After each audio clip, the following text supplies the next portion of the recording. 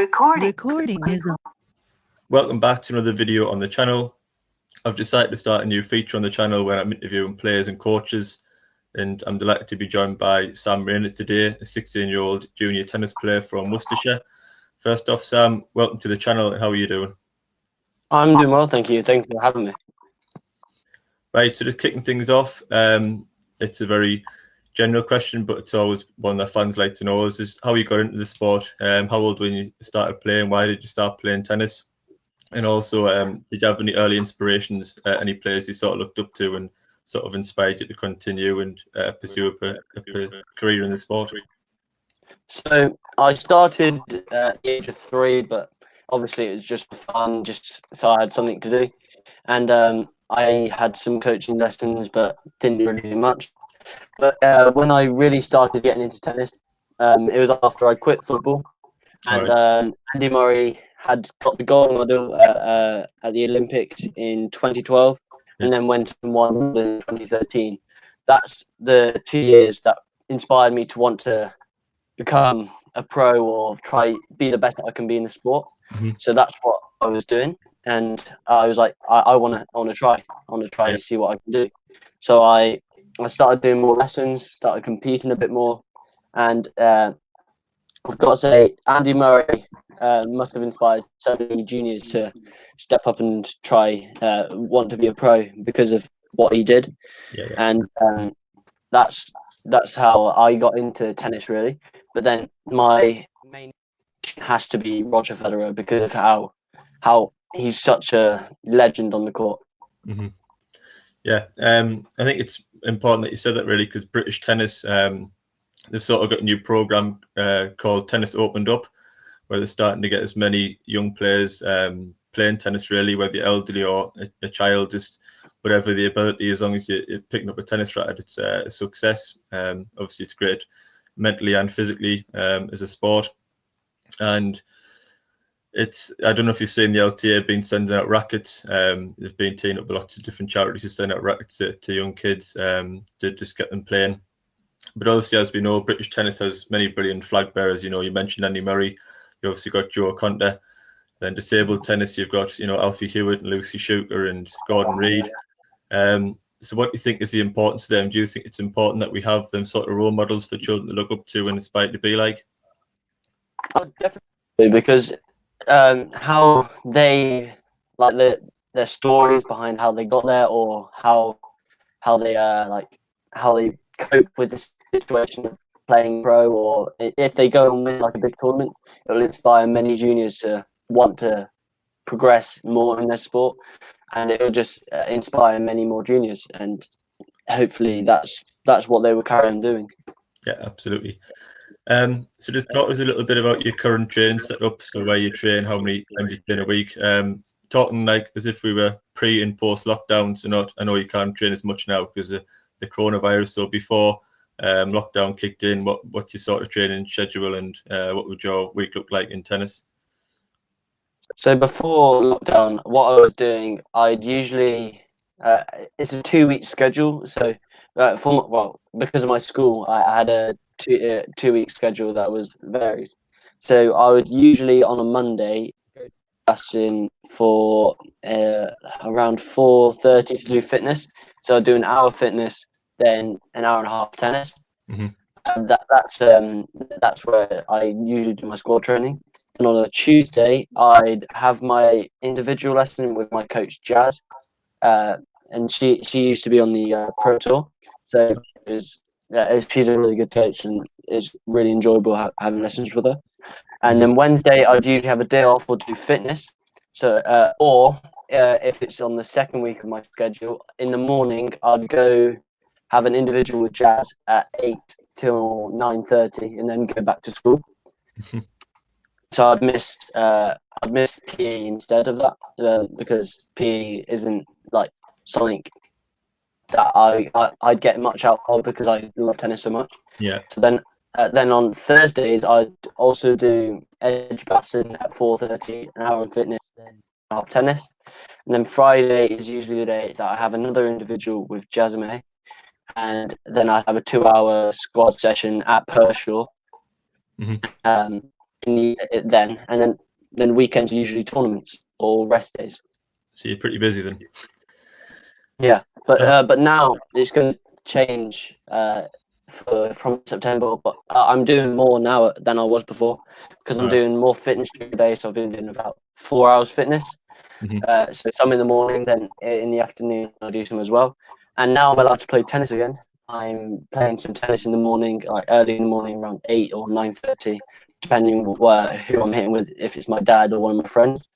So Mhm. that's what I've been doing. I'm doing it almost every day, so that I keep my rhythm up, and so I'm able to.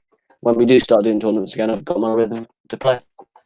Has there been any talk of when tournaments are back or not? Or no, Not not at all. yet. I've not seen anything because well, actually, there's something called box leagues that's come out.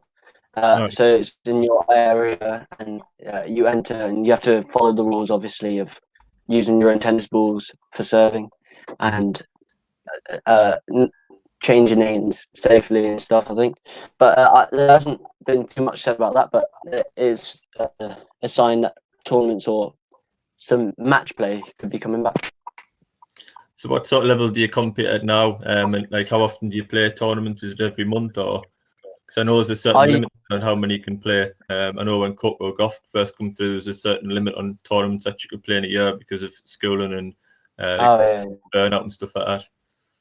That's quite different for her because she was on the pro tour. But Mhm. I play a regional level at the moment because my ranking has never been high enough to get into the national tournaments. Mhm. But I was planning this year to do some ITFs, but obviously I can't because of the coronavirus. That's what I would have done. I usually play 2 or 3 tournaments a month, depending on if it's doubles or singles. All So right. that's what I would usually do for my tennis tournament schedule.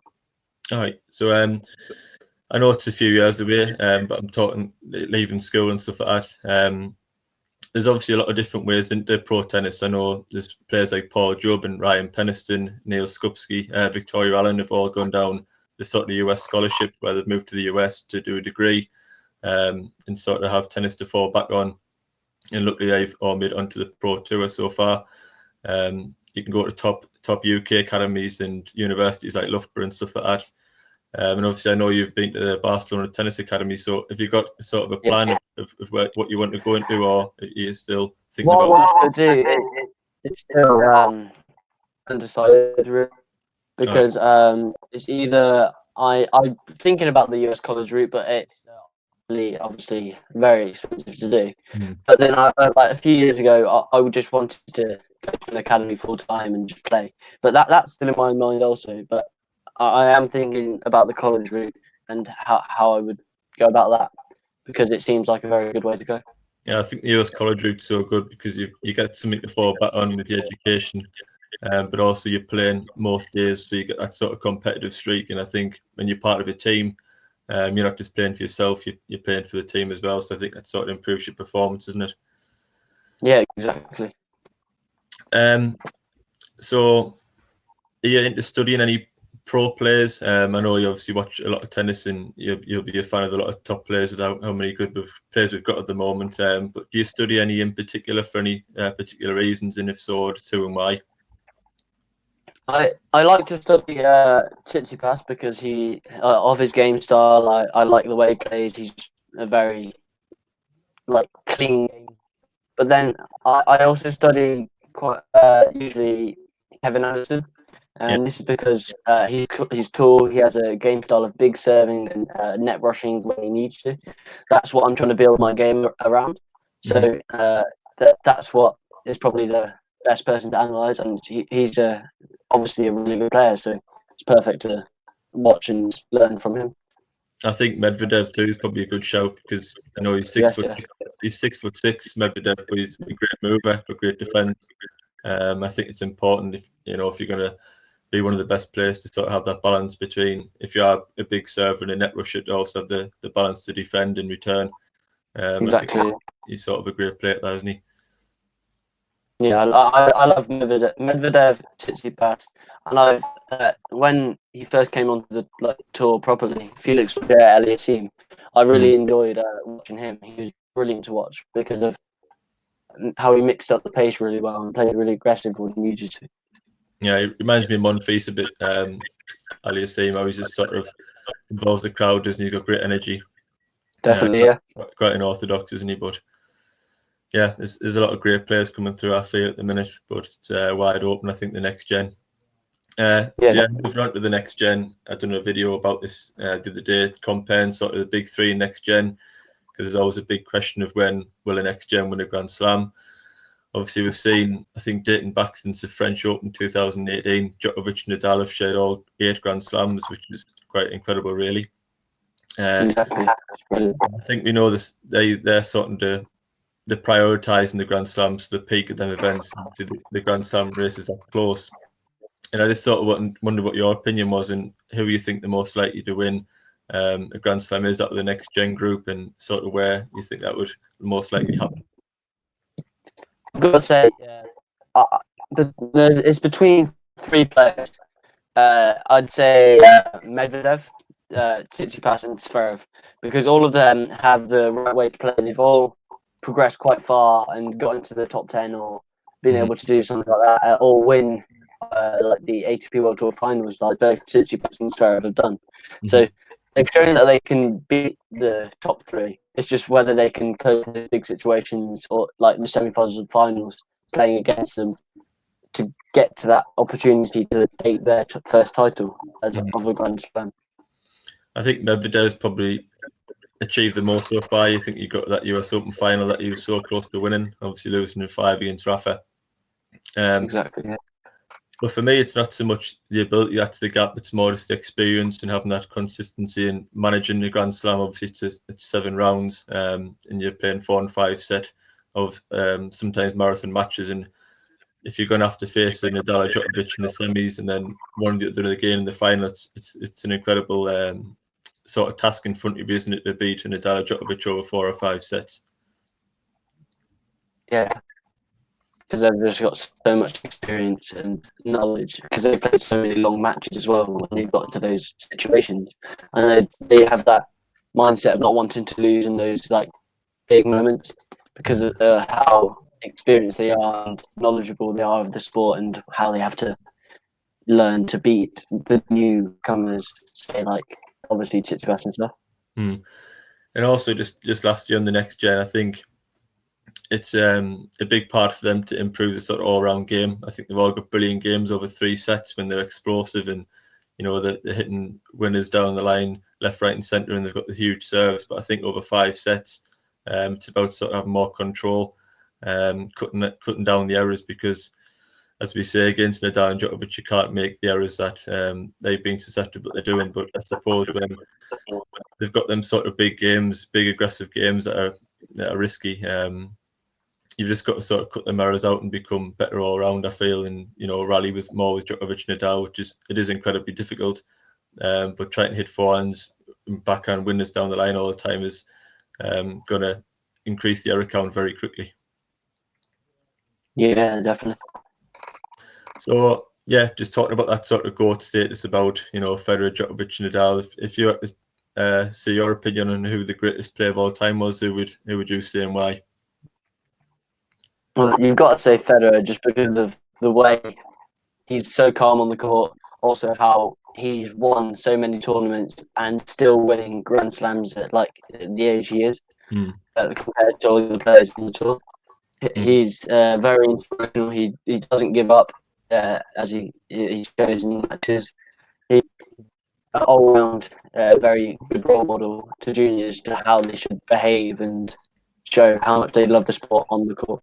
Who do you think will end up with the most Grand Slams? Because obviously we've got Roger on 20, and I think it was a massive moment last year when he had 2 championship points against Djokovic in that Wimbledon final. If he'd won one of them, he'd have moved on to 21, and Djokovic would have been on 15, and that would have been a 6 gap. Obviously, Djokovic won it and closed it to 4, and then he's now won the Australian to close it to 3. And Rafa's on 19, and obviously he's almost guaranteed the French every year he turns up. So exactly. You've got a claim for all of them. So who would you say will finish with the most slams at the end of all? It's quite a tough one that one, because I actually remember listening on the radio to the Federer and Djokovic final, but then I also had the cricket on my dad's phone, so we listening to both of them That when it was like wasn't a World Cup final. yeah, brilliant. Two things to listen.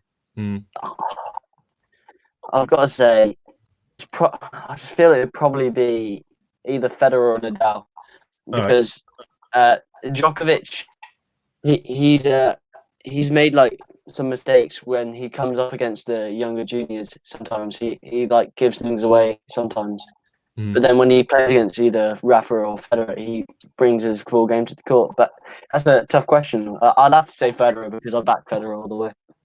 Fair enough. If I was giving my opinion, I would say Djokovic. I just think he's a threat on all surfaces. And I think it's hard to deny that he's the best player in the world at the moment. Obviously unbeaten this year. And I just think, he's just turned 33 last week. And I think if you give another 4 or 5 years to Djokovic, obviously he's improved his serve a lot with the work he's done with Ivanisevic. I do think he's going to be very difficult to stop. And I could see him adding another 6 or 7 slams easy, Djokovic. But as I say, it's always good to have a debate. But you never know; they might not ever win another Grand Slam if the juniors fight harder and come in stronger after this time out. You have to factor in injuries as well. I mean, Andy Murray got the world #1 and got the hip injury. Djokovic suffered that elbow injury. Rafa's had injury problems in the past. You don't know with injuries really.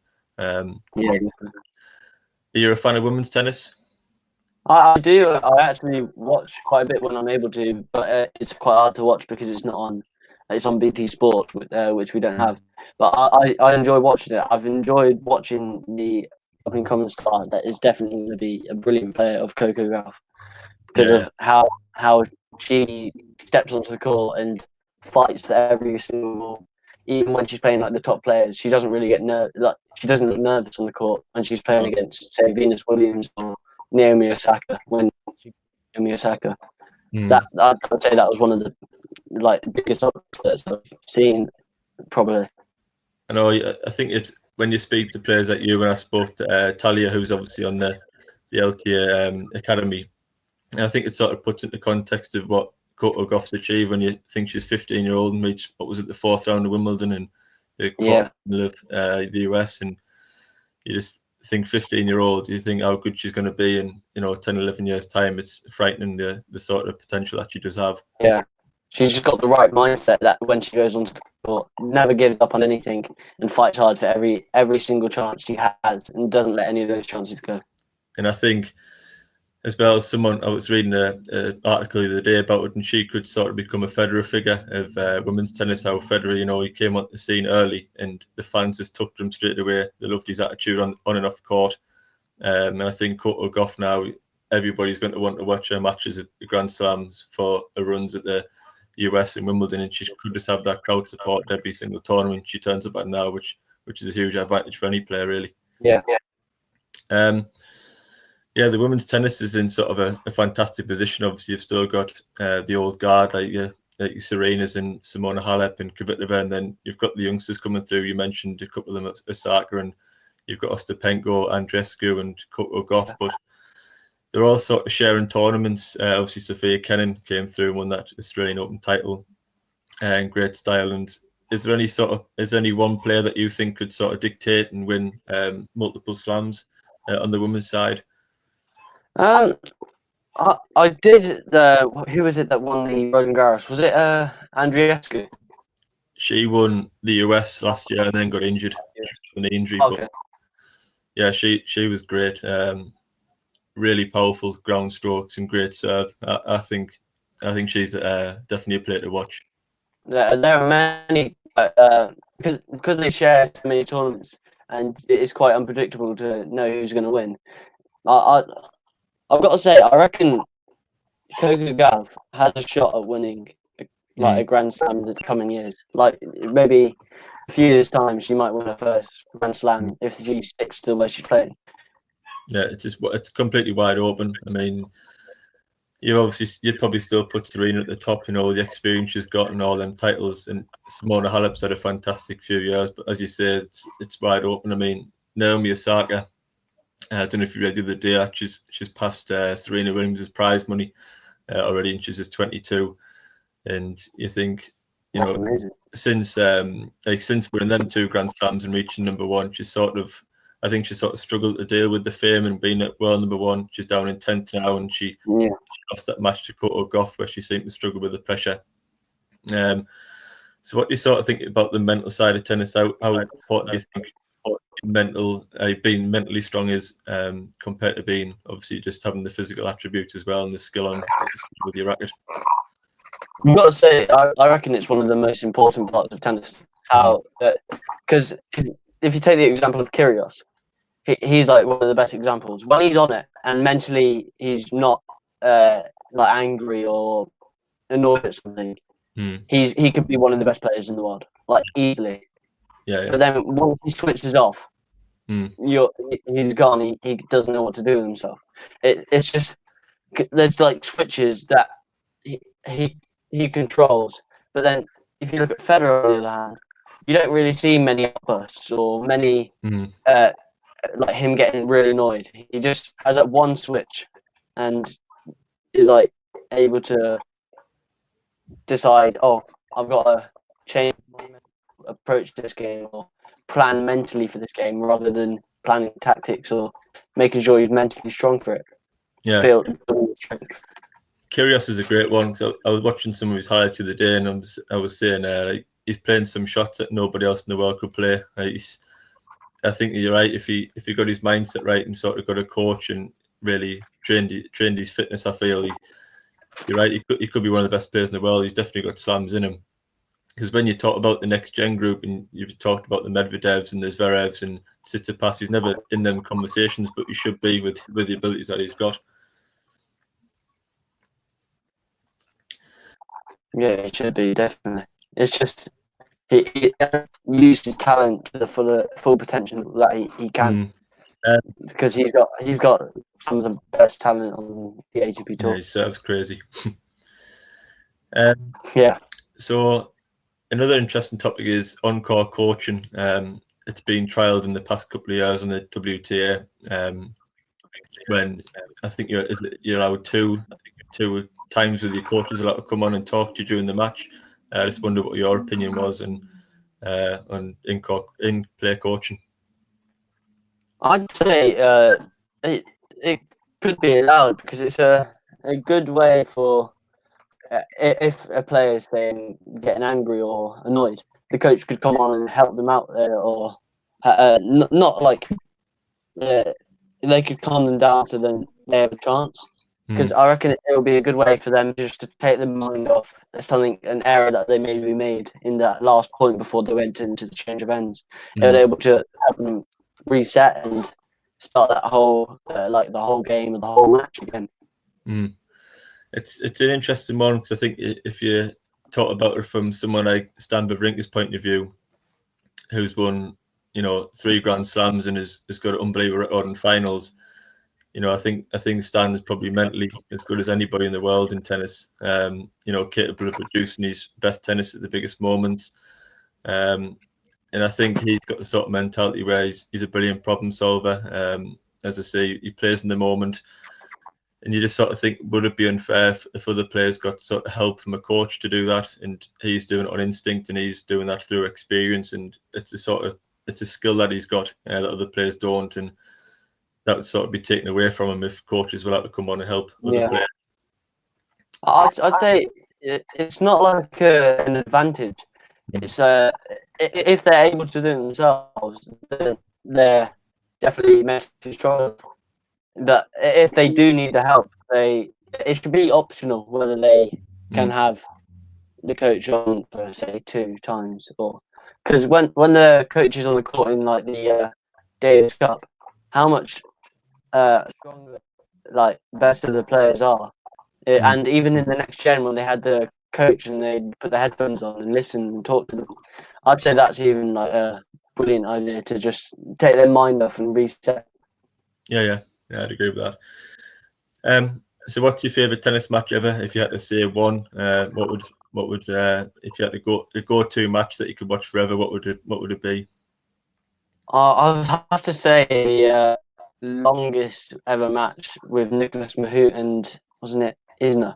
Oh yeah, 70, 68 or something, wasn't it? Yeah, I've got to say that's just a brilliant match to watch. Or the Federer and Djokovic final at Wimbledon, the one that went to 13-12, I think, in Yeah. the final set. Last year. I've got to say, either one of those two matches I could just watch because of how they took their approach into those last final moments of the match and tried their best to win that, so they didn't lose.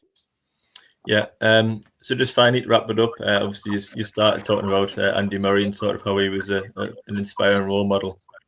So what did that sort of mean to you when you talked about the 2020 Olympic gold? You talked about his 2013 Wimbledon win. What them wins sort of mean to you, and why did they make you want to pick up a racket and continue playing the sport? Just because I'm very attracted to players who want to inspire or want to do their best for people, or just want to be the best that they can be. That's what really inspires me. And even though they're not a tennis player, I've got to say Michael Jordan is probably one of the best people to watch or look at for how much effort he puts in to get out of how much he gets out of it, because he pushes himself to the limit every time he went onto that basketball court. He never stepped down to let anyone else win. He had that to dominate the court, and that team mind that he ended up having, and just made everyone better for that. I've just got to say, anyone who just shows good attitude on court or in any sport, good attitude, tries to do their best in everything, every single opportunity that they can have, are very good role models to have. And it just made me, when I saw Murray win, I just like, wow, this is amazing how Britain haven't won for 77 years and just gone and done that. And it's like, oh, I want to be like him. I want to try and get to the top. Yeah, because I remember watching it in 2013. I'm obviously a big Djokovic fan, and I did want Djokovic to win pre-match. But I think when Murray did win it, and you saw centre court erupt and Henman Hill erupt, and as you say, it was 77 years before we'd had a champion. And I think everybody in the country just resonated. I think with Murray at that time, and you could see the sort of pain he'd been through losing that final against Federer, and the sort of agony that he'd been through, and it was sort of a moment that you'll never forget. It was, the Andy Murray win. It's a moment in British history that British sport fans will never forget. I think if you are a young tennis player like you were at that time, it definitely offers a massive inspiration to young players. So hopefully we have, a few more young players coming through and inspiring the next generation. And yeah, that's all. So thanks a lot for your time. Obviously, best of luck with your career and the rest of 2020 when we get back up and running. And I'll just give you, if listeners want to keep up to date with your career and social media, just give you a chance to plug them. So my Instagram is S04. Yeah. And I don't. I use Twitter and Facebook, but the main platform that I do use is Instagram, and I'm trying to get bigger on there and to see what I can do with the progression on Instagram. Right. I'll leave them links in the description below. Thanks for your time and have a good day. All right. Thank you very much.